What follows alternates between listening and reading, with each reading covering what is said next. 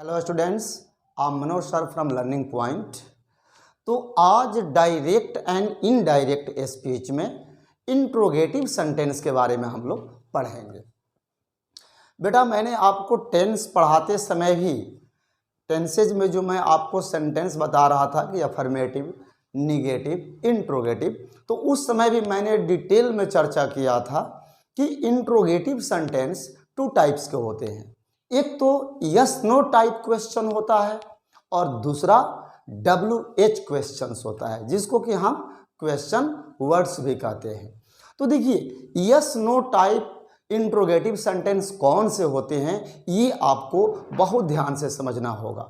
यदि किसी भी सेंटेंस को हम हेल्पिंग वर्ब या लिंकिंग वर्ब से शुरू करते हैं, जैसे is, are, am, was, were, do, does, did, will, shall, can, ये सब इंट्रोगेटिव सेंटेंस हैं और इंट्रोगेटिव सेंटेंस में यस नो टाइप क्वेश्चंस होते हैं, यानी yes no type interrogative sentence होते हैं। तो देखिए, yes no type interrogative sentence को इनडायरेक्ट में बदलने के लिए अलग रूल है और WH क्वेश्चंस को यानी क्वेश्चंस वर्ड को इनडायरेक्ट में बदलने का अलग नियम होता है। तो चलिए पहले हम लोग यस नो टाइप क्वेश्चंस के बारे में पढ़ते हैं। आइए देखिए, I said to him are you going to market. मैंने उससे कहा, क्या तुम बाजार जा रहे हो। तो बेटा देखो, मैं आपको बहुत आप स्पष्ट रूप से समझना है इस चीज़ को। इंट्रोगेटिव सेंटेंस में हमेशा ये जो रिपोर्टिंग वर्ब सेड है, इसको हम आस्क्ड में बदलते हैं या इंक्वायर्ड ऑफ में। लेकिन इंक्वायर्ड ऑफ से बेटर है कि आप आस्क्ड को ही फॉलो करें, क्योंकि उसमें स्पेलिंग मिस्टेक्स होने के ज़्यादा चांसेस होते हैं, इसलिए आस्क्ड आपके लिए सही होगा। दूसरी बात, सबसे अहम पॉइंट ये है कि यदि इंट्रोगेटिव सेंटेंस हेल्पिंग वर्ब से या लिंकिंग वर्ब से शुरू होता है तो हम इन्वर्टेड कॉमाज के स्थान पर इफ का प्रयोग करते हैं। किसका प्रयोग करते हैं? इफ का प्रयोग करते हैं। एक चीज मैं आपको और बता देता हूं, हुवेदर का भी प्रयोग करते हैं, लेकिन हुवेदर का प्रयोग को आपको समझना होगा कि क्यों करते हैं। यदि रिपोर्टिंग वर्ब में सब्जेक्ट और ऑब्जेक्ट दोनों नाम हो, जैसे राम सेड टू मोहन, तब यहाँ जो इन्वर्टेड कॉमाज है इसके स्थान पर हुवेदर का प्रयोग बेटर माना जाता है। तो चलिए अभी हम इसके बारे में पढ़ते हैं। देखिए, I said to him are you going to market. तो देखिए, इसमें फिर से मैं आपको रिवाइज कर दूं, रिपोर्टिंग वर्ब सेड के स्थान पर आस्क्ड कर देंगे और इन्वर्टेड कॉमाज के स्थान पर इफ लगा करके फिर यहां से सेंटेंस को हम असर्टिव सेंटेंस की तरह अरेंज करेंगे। ध्यान से समझिए। देखिए, आई आस्क्ड हिम हो गया। अब इन्वर्टेड कॉमा के स्थान पर इफ का प्रयोग करेंगे। अब देखिए, इफ के बाद यानी किसी भी कंजंक्शन के बाद, आपने असर्टिव में भी देखा होगा कि दैट के बाद फिर हम सब्जेक्ट को लाते थे, तो यहाँ इफ कंजंक्शन के बाद पहले सब्जेक्ट आएगा, यानी कि इसमें सब्जेक्ट यू है, सेकेंड पर्सन का प्रोनाउन है और सेकेंड पर्सन के प्रोनाउन को हम रिपोर्टिंग वर्ब के ऑब्जेक्ट के अनुसार चेंज करते हैं, जैसा कि मैंने आपको पिछला वीडियो में बताया था। तो यू नॉमिनेटिव केस है और इसको हिम के अनुसार चेंज करेंगे तो हिम का नॉमिनेटिव क्या हो जाता है? ही हो जाता है, ही हो गया। इसके बाद में ये प्रेजेंट कंटीन्यूअस है, इनडायरेक्ट में ये पास्ट कंटीन्यूअस हो जाता है, यानी कि he was going to market, full stop. अब देखिए, ये क्वेश्चन मार्क को हम इनडायरेक्ट में हटा देते हैं और क्वेश्चन मार्क के स्थान पर क्या करते हैं? फुल स्टॉप का प्रयोग करते हैं। क्लियर? दूसरा एग्जांपल देखिए, Ram said will she go to Kanpur tomorrow. फिर बनाते हैं, राम आस्क्ड इफ के बाद में सब्जेक्ट आएगा, यानी सी थर्ड पर्सन का प्रोनाउन है। थर्ड पर्सन के प्रोनाउन में कोई चेंज नहीं होता, यानी कि यहाँ पर सी हो जाएगा। रिपोर्टिंग वर्ब पास्ट में है तो विल का पास्ट वुड हो जाएगा। सी वुड गो टू कानपुर। अब देखिए टुमारो, टुमारो को हम किस में चेंज कर देते हैं, द नेक्स्ट डे या द फॉलोइंग डे। तो हम यहां पर लिख देते हैं the next day. Clear. Question mark के स्थान पर यहां फुल स्टॉप कर दिए। अब देखिए ही आस्क्ड, इन्वर्टेड कॉमा का स्थान पर इफ, फिर सब्जेक्ट यानी रोहन है, रोहन। अब हैज जो है रिपोर्टिंग वर्ब पास्ट में है तो हैज का पास्ट हैड हो जाएगा। Rohan had answered the question, फिर इन्वर्टेड कॉमा क्वेश्चन मार्क के स्थान पर फुल स्टॉप हो जाएगा। अगला देखिए सी आस्क्ड मी इफ। अब देखिए यूज सेकेंड पर्सन का प्रोनाउन है, फिर इसको हम रिपोर्टिंग वर्ब मी के अनुसार, ऑब्जेक्ट के मी के अनुसार चेंज करेंगे तो क्या हो जाएगा, आई हो जाएगा, क्योंकि यू क्या है, नॉमिनेटिव के सेकंड पर्सन है और इसको ऑब्जेक्ट के अनुसार हमें चेंज करना है, यानी मी है। तो ये यू जो नॉमिनेटिव केस है मी के अनुसार चेंज करेंगे तो मी का नॉमिनेटिव आई हो जाएगा, आई। अब रिपोर्टिंग वर्ब पास्ट में है तो कैन का पास्ट कुड हो जाएगा। I could play the piano, full stop. Clear. अगला एग्जाम्पल देखिए। अब देखिए यहां पर सेंटेंस डू से शुरू हुआ है या डज से भी शुरू हो सकता है। तो देखिए he asked me if, if के बाद क्या है, सब्जेक्ट यू है यानी सेकंड पर्सन का नॉमिनेटिव केस यू है, इसको मी के अनुसार चेंज करेंगे तो मी का नॉमिनेटिव आई हो जाएगा। अब बेटा आप यहां ध्यान देना, यदि सेंटेंस डू या डज से शुरू है और उसके आगे नॉट सेंटेंस में नहीं है तो डू या डज को हम हटा देते हैं। जैसे अब देखिए इस सेंटेंस में डू के बाद आगे कहीं नॉट नहीं है तो फिर हम यू को मी के अनुसार चेंज किए तो आई हो गया। अब रिपोर्टिंग वर्ब पास्ट में है, डू को हटा देंगे तो बचा क्या, नो, यानी कि नो का पास्ट क्या होगा, second form new. I knew Mohan, full stop. अगला एग्जाम्पल देखिए सी सेड टू हिम, तो इसको बनाएंगे सी आस्क्ड हिम इफ। अब यहां पर यू सेकेंड पर्सन का प्रोनाउन है, अब इसको हम हिम के अनुसार बदलेंगे तो यहां क्या हो जाएगा, ही हो जाएगा। समझे कैसे ही हुआ, यू नॉमिनेटिव केस है, सेकेंड पर्सन है और सेकेंड पर्सन को हमेशा हम ऑब्जेक्ट के अनुसार बदलते हैं और ऑब्जेक्ट यहाँ हिम है, लेकिन जो जिस केस में रहता है उसी केस में हम नीचे रखते हैं इनडायरेक्ट में, यानी यू नॉमिनेटिव केस है और हिम के अनुसार चेंज करेंगे तो हिम का नॉमिनेटिव केस ही होता है।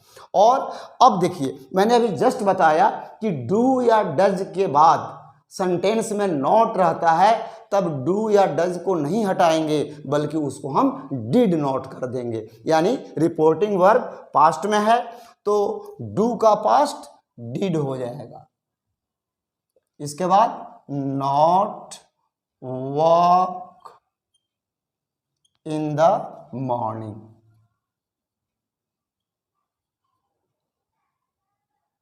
In the morning, full stop. अगला एग्जाम्पल है Ranu said did he by the books, ये रिपोर्टिंग वर्ब पास्ट में है और रिपोर्टेड स्पीच भी पास्ट में है। ध्यान दीजिए यहाँ डिड से शुरू हुआ है। तो मैंने तो टेंस में परिवर्तन जो आपको सिखाया था कि यदि रिपोर्टिंग वर्ब पास्ट टेंस में है और रिपोर्टेड स्पीच भी पास्ट टेंस में है तो इनडायरेक्ट में इसको हम पास्ट परफेक्ट में बदल देते हैं। देखिए, रानू आस्क्ड इफ। अब देखिए सब्जेक्ट ही है तो ही जो है ये थर्ड पर्सन है, नो चेंज, ही हो जाएगा। अब ही के बाद देखिए डिड जो है पास्ट में है और रिपोर्टिंग वर्ब भी पास्ट में है तो ये पास्ट परफेक्ट में हो जाएगा। तो ही के बाद हैड हो जाएगा, ही हैड। और जब हैड हो गया तो हैड के साथ पास्ट परफेक्ट में वर्ब का थर्ड फॉर्म लगता है, यानी बाई का थर्ड फॉर्म बॉट हो जाएगा, bought the books, full stop. Okay, तो इस तरह से हम इंट्रोगेटिव सेंटेंस को जो यस नो टाइप क्वेश्चंस हैं, जैसे कोई भी sentence helping verb is, are, am, was, were, will, shall, can, may, must से शुरू होता है तो इसको हम इनडायरेक्ट में इन्वर्टेड कॉमाज के स्थान पर इफ का प्रयोग करते हैं और रिपोर्टिंग वर्ब सेड को आस्क में बदल देते हैं। इसके बाद आपको मैं ये बताने जा रहा हूँ कि WH यदि सेंटेंस में क्वेश्चन रहे, क्वेश्चन वर्ड जिसको कहते हैं या WH भी आप कहते हैं, जैसे कि what, how, why, when, where से सेंटेंस शुरू होते हैं तो उसको हम कैसे चेंज करते हैं। तो आइए देखते हैं। अब देखिए हम लोग WH क्वेश्चन टाइप जो सेंटेंस है उसको इनडायरेक्ट कैसे करते हैं, अब ये समझना है। दोनों में बहुत ही मामूली अंतर है, बाकी सब कुछ वैसे ही होता है, लेकिन जो इन्वर्टेड कॉमाज के स्थान पर हम इफ का प्रयोग करते थे, WH टाइप क्वेश्चंस में इफ का प्रयोग या वेदर का प्रयोग नहीं किया जाता है। क्यों? क्योंकि इन्वर्ट कंजंक्शन का काम खुद क्वेश्चन वर्ड करते हैं, इसीलिए इफ या वेदर का प्रयोग हम नहीं करते हैं। फिर से मैं आपको रिमाइंड कर दूं, जब भी सेंटेंस क्वेश्चन वर्ड से शुरू होते हैं यानी WH क्वेश्चन से शुरू होते हैं तो इन्वर्टेड कॉमाज के स्थान पर हम इफ या वेदर का प्रयोग नहीं करते हैं, बल्कि वहां पर कंजंक्शन का काम क्वेश्चन वर्ड स्वयं ही करता है। आइए देखते हैं। देखिए, he said to me where do you live, उसने मुझसे कहा तुम कहाँ रहते हो या आप कहाँ रहते हैं। देखिए, तो जैसे मैंने पहले बताया सेम वही है, बस खाली यहीं पर आपको ध्यान देना है। ही आस्क्ड मी। अब यहां देखिए क्वेश्चन वर्ड क्या है, वेयर, तो अब यहां वेयर लिखेंगे, वेयर। अब वेयर के बाद क्या आएगा, सब्जेक्ट। सब्जेक्ट क्या है, you, second person nominative case है, मी के अनुसार चेंज करेंगे तो मी का नॉमिनेटिव आई हो जाएगा। मैंने अभी आपको जस्ट बताया कि डू डज के बाद यदि नॉट नहीं है तो डू डज को हटा देते हैं, यानी डू हट जाएगा। अब बचा क्या, लीव, यानी रिपोर्टिंग वर्ब पास्ट में है तो लीव का पास्ट लिव्ड हो जाएगा और ये क्वेश्चन मार्क का स्थान फुल स्टॉप हो जाएगा। बस अगला एग्जाम्पल है, सी आस्क्ड हिम। अब फिर क्या है यहाँ पर क्वेश्चन वर्ड, व्हाट, व्हाट लिखेंगे। व्हाट के बाद सब्जेक्ट आएगा, सब्जेक्ट में क्या है, योर नेम। योर क्या है, सेकेंड पर्सन पोजेसिव केस है, यानी इस पोजेसिव केस योर को हम हिम के अनुसार चेंज करेंगे तो हिम का पोजेसिव केस हिज होता है, his name,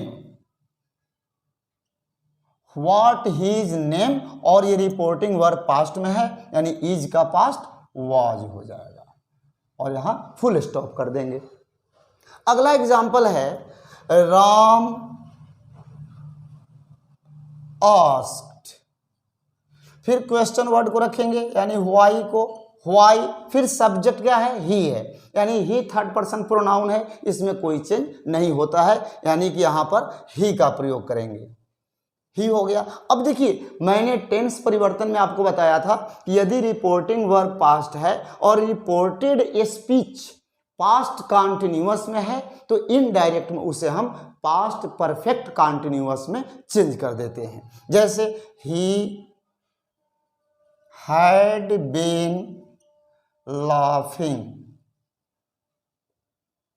he had been laughing, और यहां फुल स्टॉप कर देंगे यानी क्वेश्चन मार्क को हटा देंगे। अगला सेंटेंस देखिए, नेहा सेड यानी नेहा आस्क्ड, फिर यहां क्वेश्चन वर्ड व्हेन है, व्हेन को रख देंगे, व्हेन। इसके बाद सब्जेक्ट को लाएंगे तो सब्जेक्ट सी है, ये भी थर्ड पर्सन प्रोनाउन है, नो चेंज, सी को लाएंगे। रिपोर्टिंग वर्ब पास्ट में है तो विल का पास्ट वुड हो जाएगा, when she would go there, यहां पर फुल स्टॉप कर देंगे। अगला सेंटेंस देखिए, he said to me why do you not play hockey, he asked me why, why के बाद subject you, second person nominative case है, इसको ऑब्जेक्ट मी के अनुसार चेंज करेंगे तो मी का नॉमिनेटिव आई हो जाएगा। अब देखिए डू के बाद नॉट भी है, इसलिए यहां पर डू को हम नहीं हटाएंगे, यहां पर डू का पास्ट डिड हो जाएगा। ये डिड कैसे हुआ, क्योंकि रिपोर्टिंग वर्ब पास्ट में है तो डू का पास्ट डिड हो गया। Did not play hockey, full stop, clear. अगला एग्जाम्पल है, he said how did she reach there, देखिए he asked how, question word को रख दिए।